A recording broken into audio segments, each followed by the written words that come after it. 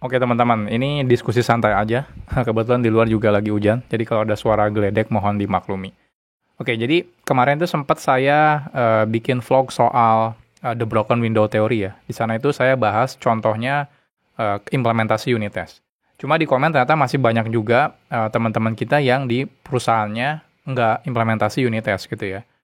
Nah, di sana akhirnya banyak rata-rata sih alasannya sih katanya klien pengen cepet lah dan lain-lain, akhirnya nggak akan sempat bikin unit test. Oke, jawaban saya sebenarnya simpel ya. Kalau teman-teman misalnya di perusahaannya tidak implement unit test dan orang bisnisnya mungkin atau misalnya kliennya belum mengerti tentang pentingnya unit test, nah teman-teman cocok nih kalau teman-teman mungkin bagikan video ini atau artikel-artikel yang nanti akan saya bahas, teman-teman bisa sharing ke kliennya ya, atau ke orang-orang yang non teknisnya atau non IT-nya lah istilahnya.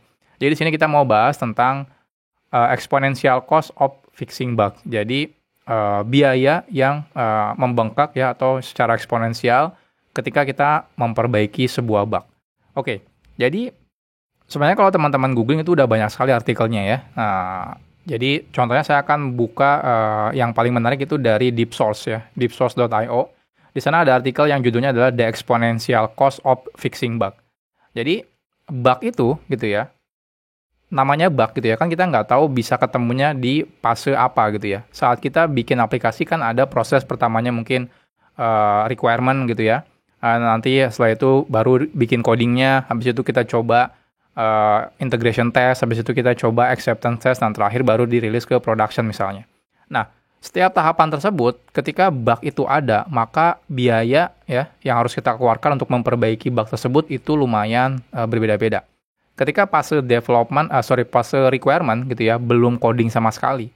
Ketika kita misalnya lagi diskusi, kita membuat sebuah fitur, kita diskusi dulu nih, jadi nggak langsung coding.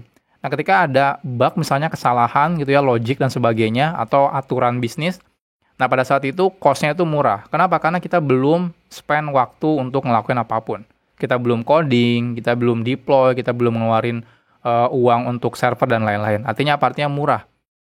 Nah, jadi di situ makanya butuh diskusi dan lain-lain. Nah, ketika misalnya sudah lewat itu, masuk ke fase coding. Ketika bug-nya ketemu di fase coding, itu udah mulai nih naik.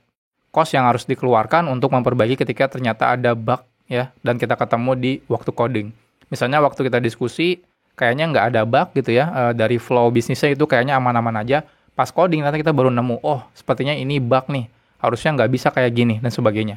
Nah itu di artikel ini dibilang itu bisa 5 kali cost-nya gitu ya, biayanya ya yang kita keluarkan. Kenapa? Karena kita udah mengeluarkan banyak waktu untuk codingnya. Nah anggap saja di sana akhirnya kita bikin coding dan sebagainya, setelah selesai gitu ya, kita nggak pernah ngetes sama sekali, kita langsung naikkan ke integration test atau komponen test atau misalnya click test gitu ya, jadi manual di tesnya. Nah, pada masuk ke sana, ketika bug itu udah masuk ke sana, maka cost yang harus dikeluarkan itu sekitar 10 kali lipat cost-nya. Jadi, kalau udah masuk sana, itu udah bukan lagi waktu yang terbuangnya ketika kita coding aja. Orang-orang juga harus yang ngetes dan sebagainya itu kebuang waktunya. Kenapa? Karena dapat bug. Misalnya kalau teman-teman bikin fitur pembayaran, waktu coding biasa aja gitu ya, tiba-tiba di-deploy ke QA, sama QA-nya dites ternyata ngebug gitu ya fiturnya. Artinya apa? Artinya nggak cuma buang-buang waktu QA-nya, tapi buang-buang waktu kita juga ya. Sebelumnya sudah coding mungkin beberapa minggu. Nah, ketika masuk lagi ke acceptance test misalnya, langsung yang mencobanya user gitu ya. Ketika misalnya bug gitu ya di sana, makin besar lagi cost yang harus dikeluarkan gitu ya. Kenapa? Karena di sana diprediksi sekitar 15 kali lipat. Bahkan kalau sudah naik ke production, itu bahkan bisa sampai 30 kali lipat cost-nya. Nah, jadi ingat ya, jadi setiap bug yang tidak kita ketemu dan akhirnya ketemu di satu posisi itu makin ujung, itu makin besar cost yang harus dikeluarkan. Ini juga sebenarnya pernah dibuat sebagai publikasi ya oleh perusahaan IBM. Jadi IBM itu pernah sekitar tahun 2010 itu bikin sebuah publikasi dengan judul Integration Software Assurance into the Software Development Lifecycle. Di sana juga dijelaskan kenapa butuhnya software assurance ya. Jadi gimana software testing dan sebagainya. Jadi di sana, bahkan di IBM itu lebih parah lagi ya. Jadi di IBM bilangnya, ketika misalnya kita dapat defect atau bugs gitu ya, dalam fase desain, artinya requirement, itu cost-nya mungkin cuma 1 gitu ya. Nah, Setelah kita coding implementasi dan kita ternyata nemu bug-nya, itu cost-nya 6,5 kali lebih besar gitu ya. Dan ketika masuk fase testing misalnya, manual test dan sebagainya, itu 15 kali. Dan ketika masuk mode maintenance atau artinya udah naik ke production, itu bahkan cost-nya itu harus bisa memakan cost-nya itu 100 kali lipat gitu ya. Jadi makin ujung, kalau udah naik ke production itu bug-nya udah susah. Cost yang harus kita keluarkan untuk memperbaiki bug itu lumayan mahal. Maka dari itu lumayan krusial juga ya. Kapan kita bisa nemuin bug tersebut? Bahkan di artikel lain, contohnya di salah satu artikel Celerity ya, di sana dibilang adalah di artikelnya judulnya adalah The True Cost of a Software Bug ya. Nah, di sana dijelaskan juga. Jadi kalau kita anggap aja hargakan, misalnya satu kali itu harganya $100 gitu ya. Jadi kalau misalnya di requirement gathering, ya berarti kita kalau nemu bug, anggap aja kita cost yang harus keluarkan itu $100. Ketika masuk ke QA testing gitu ya, ternyata baru ketemu bugnya, itu anggap aja 15 kali lipat, artinya kita harus ngeluarin uang $1.500. Dan kalau udah naik ke production, itu udah kayak 100 kali lipat, artinya apa? Artinya kita harus ngeluarin uang $10.000 untuk memperbaiki bug itu.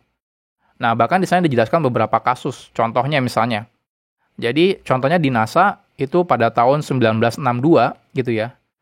Itu pernah terjadi kesalahan, ada bug ketika launching Mariner 1 spacecraft, gitu ya. Dan itu menyebabkan 18 million kerugiannya, gitu ya. Gara-gara ada bug di softwarenya. Bayangkan, gitu ya. Cuma ada bug di software, gitu ya. Akhirnya, satu spacecraft, gitu ya, crash. Padahal cuma bug-nya itu ada di softwarenya.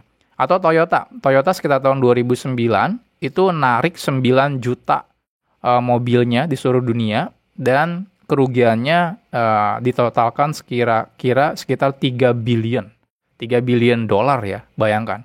Dan defect-nya itu bukan di hardware Toyotanya, tapi di softwarenya.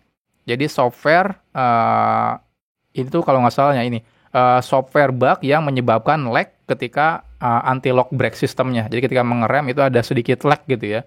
Nah itu kan softwarenya tuh.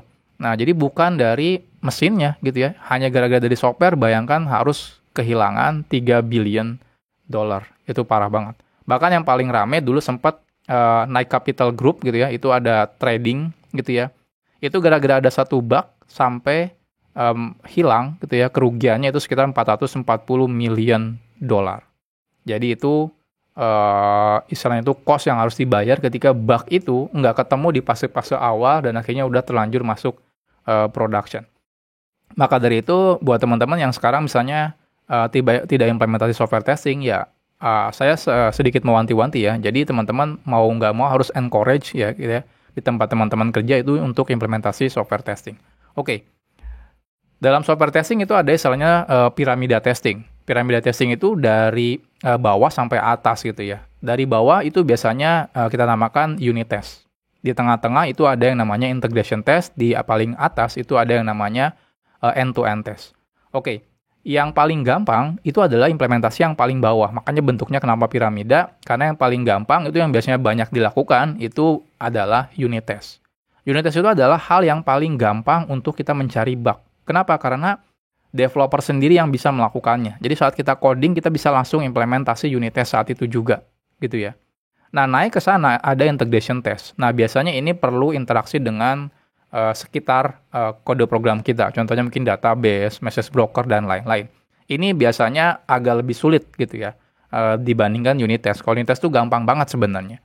Nah, kalau misalnya yang udah integration test, nah itu lumayan agak sulit, terutama kalau teman-teman aplikasinya harus connect ke sistem lain, contohnya mungkin payment gateway dan lain-lain. Nah, yang paling ujung itu adalah end-to-end test. Nah, ini yang biasanya dibuat secara automation oleh QA engineer. Nah, buat teman-teman yang perusahaannya misalnya masih kecil, belum ada tim QA, saya sarankan implementasi unit test gitu ya. Kenapa? Karena kita bisa mendeteksi bug secepatnya dalam fase coding berarti. Jadi, cost yang harus kita keluarkan ketika dapat bug itu ya udah 10 kali dari fase requirement. Bayangkan kalau teman-teman nggak implement test, teman-teman manual test. Manual test itu problemnya adalah ketika teman-teman udah punya 100 fitur, nambah satu fitur gitu ya, Lalu ternyata fitur itu nge-break 9 fitur yang lainnya. Teman-teman nggak sadar. Sadarnya ketika udah naik ke production, tiba-tiba udah dimaki-maki sama customer-nya karena mereka komplain fiturnya nggak jalan. Itu cost-nya nggak cuma kita ngebuang-buang waktu coding, tapi harus kehilangan customer-nya. Nah, itu masalahnya. Nah, kalau teman-teman saya perusahaannya udah lumayan besar, di perusahaan-perusahaan yang udah gede gitu ya, terutama yang udah unicorn dan lain-lain, itu harusnya udah stabil ya. Mereka nggak cuma implementasi unit test, bahkan sudah dijadikan sebagai KPI biasanya, wajib gitu ya. Mereka juga biasanya implementasi integration test atau juga end-to-end test. Biasanya udah ada engineer sendiri ya, khusus. Jadi ada QA engineer yang bikin automation untuk end-to-end test. Nah, maka dari itu ya, buat teman-teman yang sekarang belum implementasi unit test, misalnya saya encourage teman-teman untuk implementasi unit test. Kalau misalnya memang belum ada waktu sama sekali gitu ya, di mana dikejar deadline, kayaknya pengen cepat, kliennya belum ngerti benefit dari implementasi software testing, saya sarankan teman-teman coba minta kliennya untuk hire misalnya orang untuk melakukan end-to-end test, atau istilahnya QA engineer. Bisa mulai dari yang paling mudah, contohnya bikin end-to-end-nya manual dulu, misalnya pakai Postman misalnya, atau pakai Selenium gitu ya. Jadi nggak harus coding gitu ya, bisa klik-klik-klik tapi bisa di-automate juga gitu ya.